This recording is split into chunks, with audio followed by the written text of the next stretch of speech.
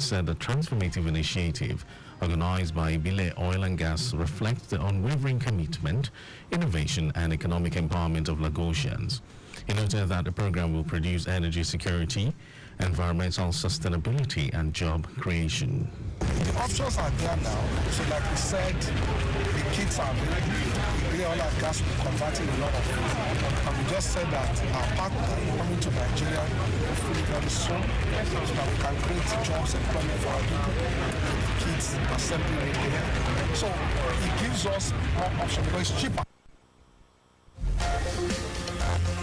Managing Director Ibile Oil and Gas, Doyin Akinyoju, described the program as a significant milestone that enhances the quality of life of future generations and inhabitants of the state. Akinyoju noted that the conversion will produce a cleaner, greener, safe and more efficient transportation system in Lagos. She said 600 vehicles would have been converted by IOGC for free by March 2025, while 2,000 vehicles would have been converted by the end of next year.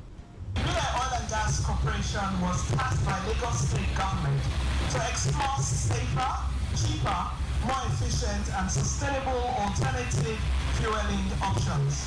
To achieve this objective, IOGC has signed agreements with over 20 strategic partners, each playing different roles in the CNG ecosystem. These partners are the Presidential Compressed Natural Gas Initiative, PCNGI, to drive CNG adoption and support Nigeria's transition to clean energy future. We've also signed agreements with Gas Aggregator Company of Nigeria Limited to ensure adequate supply of gas. Chief Executive Officer, Nigerian Midstream and Downstream Regulatory Authority, Farouk Ahmed, said the initiative is pivotal towards ensuring sustainable energy solutions in the state. Ahmed, who was represented by the Regional Coordinator Southwest, Ayo Kadosu, said it will reduce carbon emission and promote cleaner energy. In addition, the workshop will be certified by regulators to ensure compliant safety standards. This is in line with global practices and to ensure that public buy-in in peace of mind. The program includes training for mechanics of corporate organizations through public-private partnership.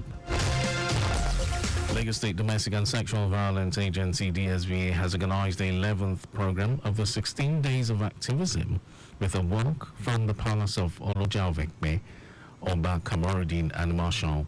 The agency also had a sensitization program at the Palace of the Oluekbe Oba Shafiu Olatunji Adewale with the support of the Rule of Law and Anti-Corruption funded by the European Union and implemented by the International Institute for Democracy and Electoral Assistance. DSVA Head of Field Operations Oluwakemi Bilu highlighted the different forms of abuse, including physical, emotional, psychological, economic, neglect and stigmatization. Bilu stressed that child abuse, defilement and rape are unacceptable and criminal offences. She encouraged everyone to be vigilant and to always use a toll-free line 080-0033-3333 for reporting cases. On his part, the Olojaovekbe, Oba Kamaruddin and Marshal commended the efforts of the agency in combating gender-based violence in Lagos and vowed that the people of Ekbe will continue to advocate for greener equality, gender equality and eradication of the GBV menace. The federal government has set aside 700 billion naira to implement the distribution of free electricity meters under the Presidential Metering Initiative. The amounts being deducted from the monthly federation revenue before all allocation to the three tiers of government is designed to resolve the metering gap, which currently stands at 50%. The managing director of the Abuja Electricity Distribution Company, Victor Jelabi, said the project's mortgage insurance would unlock about 1 trillion naira in revenue currently tied up in the Nigerian electricity supply industry due to a large number of unmetered customers. Jelabi emphasized that this initiative announced the approval of 21 billion naira for the 11 electricity distribution companies to provide meters for end-use customers at zero cost. The The federal government has launched the Renewed Hope Employment Initiative in Oyo State, a collaborative effort between the National Directorate of Employment, NDE, and the Federal Ministry of Humanitarian Affairs and Poverty Alleviation. Speaking at the unveiling in Ibadan, NDE Director General Silas Agara, who was represented by Oyo State NDE Coordinator Steve Ogunnikpe Olainka, highlighted that the program's focus is to empower unemployed youths. Agara revealed that the program target is to engage 93,731 unskilled and unemployed individuals across Nigeria. He explained that the initiative aims to build the strength and confidence of young people, providing them with opportunities and resources to enhance their self-esteem and economic independence.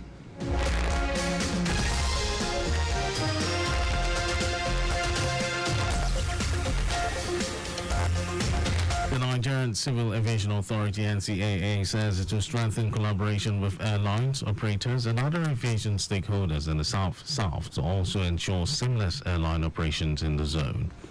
The Acting Director General of NCAA, Chris Najamo, stated this at the inauguration of the Port Harcourt Regional Office building at the Port Harcourt International Airport in Ikwere local government area of Rivers State.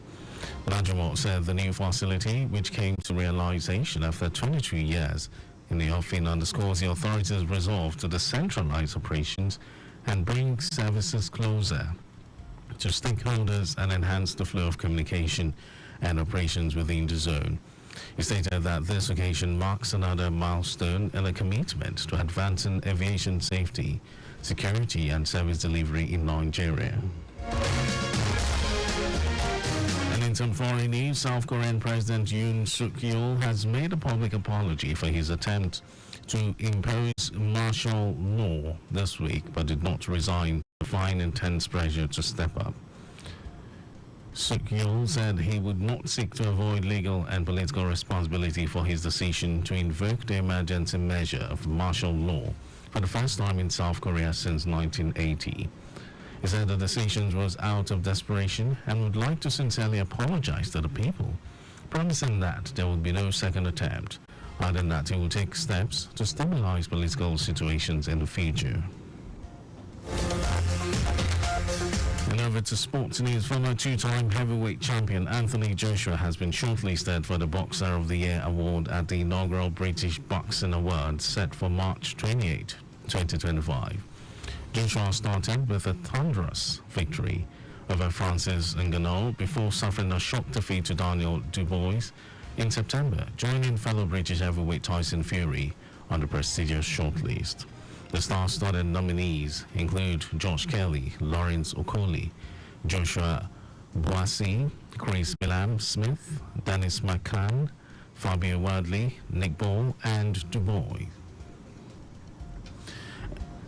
That was our news at 1, but just before we go, do not park at or near a road crossing.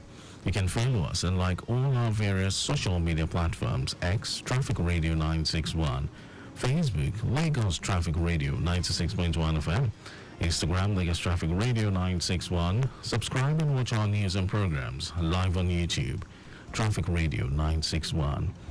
You can also visit our website at www.trafficradio961.ng. Did you know that under the Sanwo-Olu administration, over 1,000 indigent residents benefited from the state's Mega Empowerment Program starter packs? They include grinding machines, barbing tools, hair dryers, sewing machines, and Android phones. Well, you can get more details on the Legacy Government website, and for contact with the newsroom, send a message to info@trafficradio961.ng. That ends the news broadcast compiled by Mojid Ololade. Thank you for listening. My name is Mike James. Good afternoon.